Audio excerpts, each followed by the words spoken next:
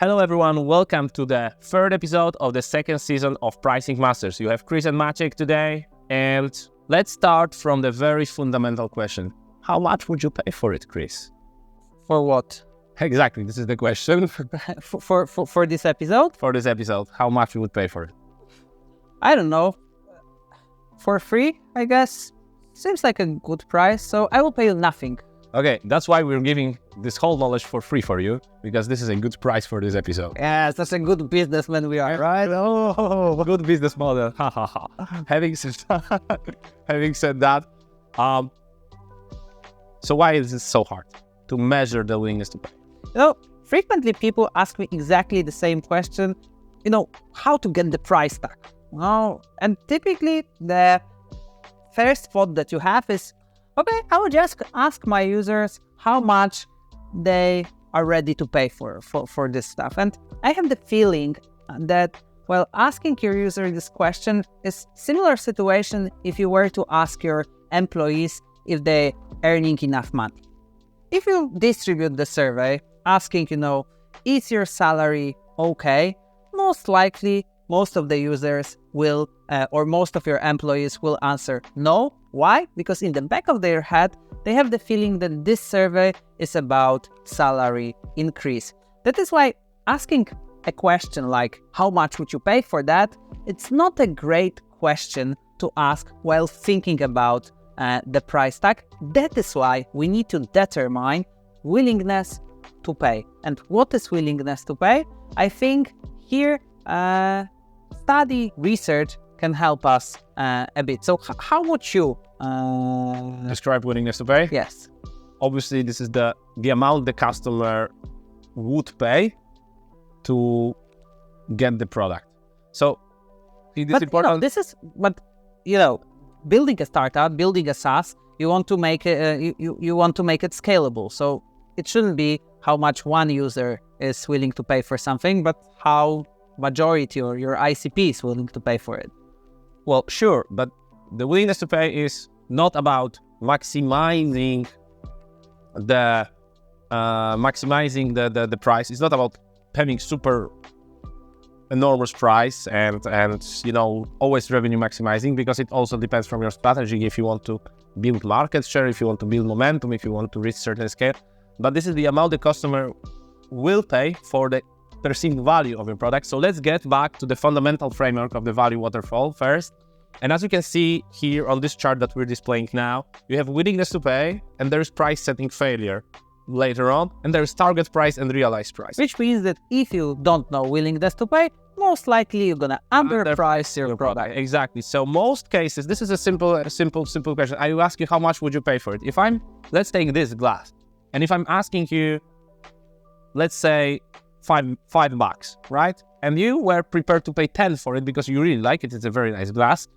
And you, exactly, $5. And you're taking it, and you're just taking this $5. Not only you take the glass, but you effectively take this $5 with you. So I got the glass and the $5 in my... Exactly. But if I said 15, you'd probably ask me for a discount, right? No, I would say, do you want to get this glass as well? Okay. Exactly. So the thing is that if you build it from the concept of we don't know how much you're willing to pay, in most cases we are asking for too low, leaving a lot of money on the table. And on top, people ask for discounts anyway, so you lose twice. Especially in the B2B relationship. Exactly. Right? Because you want to negotiate if the price is not visible on your website, if you have call the sales, get the demo. You need to prepare yourself that people will be picky around the price. And different countries, different negotiation styles, but I think in principle we can say that 10% discount is the discount. Yeah, everyone gives 10%. But the thing is with this willingness to pay is that you can actually measure it for most cases, for B2C cases, for SMB cases, for whenever you have the ability to run the survey at 100 people sample. It is more or less enough.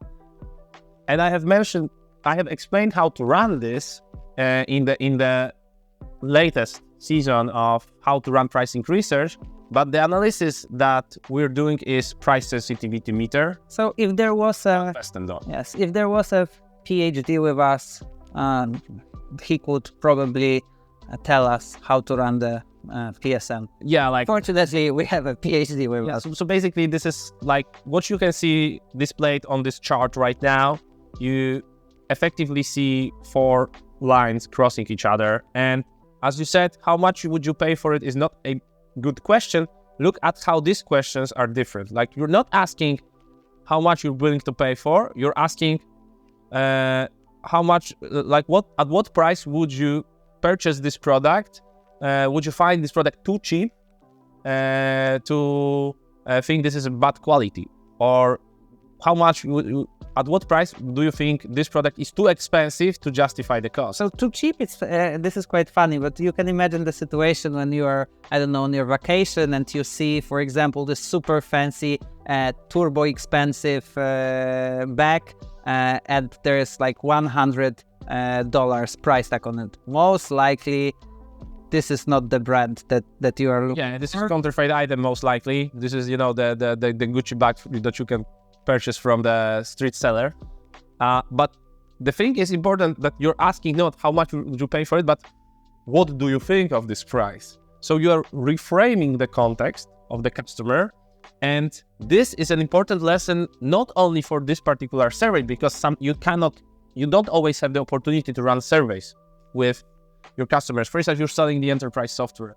And while you can get the qualitative interviews, this is more or less on how again, you don't always have the ability to run surveys because it is hard to get the sample of chief technology officers in software development companies, for instance. This is relatively hard. Might be either hard or extremely expensive. Exactly.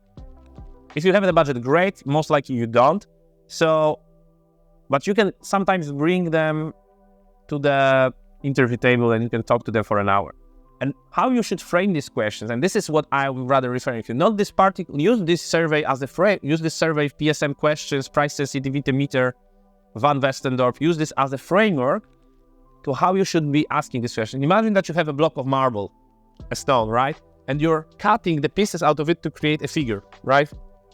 And by asking the questions, okay, so how much these tools like this usually cost in your industry? What is the average budget that you're spending on tools like this? What value you get? What value you're getting? So as you see, you're asking for comparables, you're asking for the potential. What is the ROI you would expect from the tool like this? So you see, again, reminder, willingness to pay is influenced by perceived value, expected ROI, comparables, and budget. So just ask these 4 questions from different layers and simply take the average out of it in the end. But what you get is the price corridor and price expectation corridor, which is already closer to getting the willingness to pay. And maybe you'll get the answer that, okay, so we really need to figure out how we're going to present the product. Again, April dance for positioning, how we're going to position this product, because maybe you have asked one category, and if you label this product as this category, relabeling it in a different category changes the perception and determines the willingness to pay in a totally different direction. What I like actually about those questions, that they are not only revolving around the price itself, but also you are introducing the concept of value to the pricing conversation, and then suddenly they become value conversations. So not only you can get the price tag from it, but also the ROI, also the comparables, exactly what you have said. Simple example. Imagine that you're asking the customer to say, you know, when you're making software purchasing decisions, as a CTO or whoever who is a decision maker here, what are the usual expectations towards the ROIs when you're purchasing software products? And most likely, you know, I don't know. They might say it, but sometimes they say, you know, we have a strict rule of trying to get 10x of what we're investing in products. Or maybe they say 5x. Or, you know, when we're running capital expenditures on our service, on any implementation or service or whatever, you can actually get this 300, 400, 500% expectations and reverse the price, kind of reverse engineer it back to the value equation we have showed in the previous episode and get this willingness to pay more or less. And this is actually how you are building the pricing corridor, because if there is 5x expectations, you can tell that your maximum price from this 5x is, I don't know, 500. Then you ask about the comparables, ask about the next best alternative, and from this, either you can learn maximum price if they are charging more, or even if it costs more, or minimum price if it's much cheaper, for example. And you know the brackets, you know the boundaries of your pricing roadmap. Remember, we had this project for German fintech company that it was the embedded finance software. Effectively, this was about building a enterprise level value proposition for a product that was previously SMB focused, right? So they pivoted into enterprise to offer this to the banking. And what we have done here, just a simple note here. In this particular situation, it was impossible for us to get the sample, even if we have had the budget. No go, because sample is extremely hard to get. It was hard to get. But what we have done there is we ran like 12 interviews with decision makers in not only banking, but also in enterprise level companies. So, if you had a solution like this, how much you usually pay? What are your average tickets that you're paying? What are the assumptions that you're taking when making it happen? And what happened during this conversation was, for instance, one of the most important situations. This is a quotation from the client from one of the interviewees. We are usually thinking on this about the problem of buy or build. This is one thing. So it is cheaper to build it internally versus purchase it on the market. And second is time to market. So, our developers are so flooded with work that we will ship it in 2 years. So, and I'm losing the alternative cost of not purchasing this solution is so high that you will get it in 2 years. And most likely building it internally would have been, in this particular case, the maximum price that you can offer to the client. So just to make sure to summarize the willingness to pay itself. So you typically, as far as I understand, you have two choices at the very beginning, or two possibilities to design choices at the very beginning. The first one, you can use the survey. If you have the budget, if the sample obtainable. If the sample is obtainable. If the sample is obtainable, run the survey, you will get data-driven, research-driven willingness to pay pricing pricing corridor. Otherwise, if the sample is too expensive or you just don't have budget, you are at the very beginning, do not forget about PSM questions. Build around those questions and use them during your interviews with the clients, prospective clients, maybe with your clients, but typically we recommend to use to work with prospective clients, because they will be making the decisions around purchasing your product at the given at the given price. So willingness to pay, extremely important. If you are not measuring willingness to pay, most likely you're gonna underprice your product.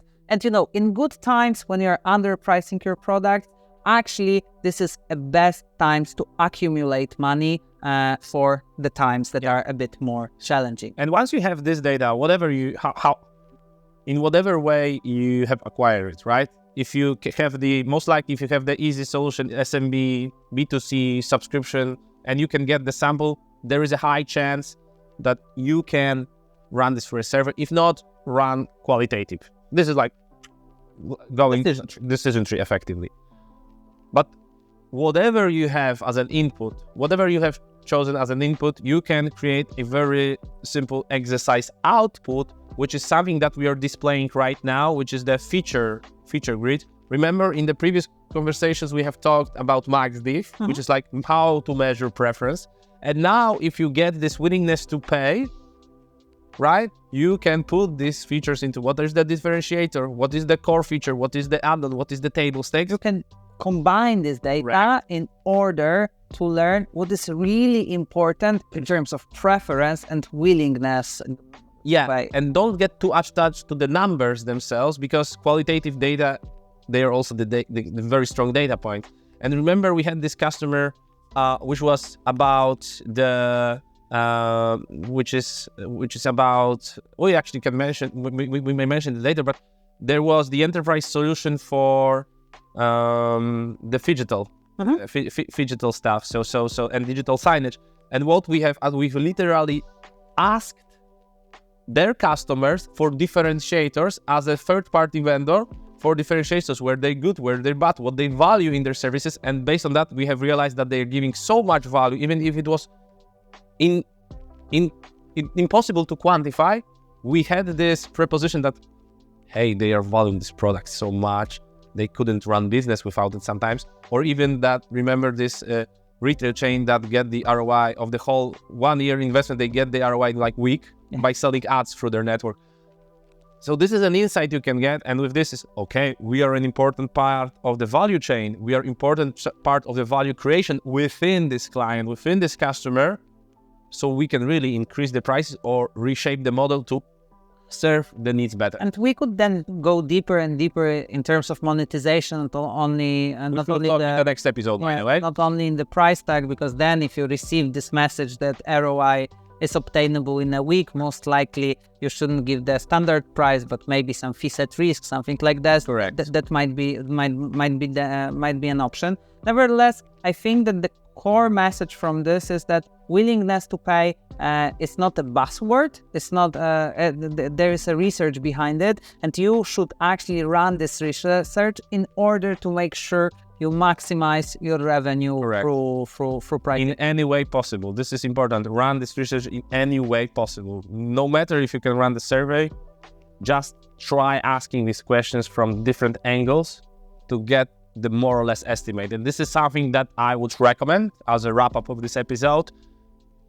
I mentioned that in the first episode, in the second, run your research, work a lot with your customers, interview them. This is the most precious insight you can get, and getting this 60 minutes of their time or 30 minutes of their time, this can literally change your entire pricing model. If you run 5 or 6 or 10 of them, or simple survey, it can literally change the way you present your product and therefore maximize the revenue that you're getting out of it. So thank you very much, Maciej. Thank you very much, everyone. If you want to learn a bit more how actually to run the survey, there is an episode on it. Thank you for this episode. Remember, earn more through learning more about willingness to pay. Make sure to subscribe to Pricing Masters. Take care. Bye.